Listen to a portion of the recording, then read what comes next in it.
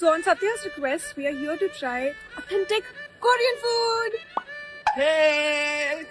సత్య ఇది authentic Korean food కొంచెం కష్టం. లేదండి, కొరియన్ ఫుడ్ తినాల్సిందే. ఆగలేకపోతున్నానండి.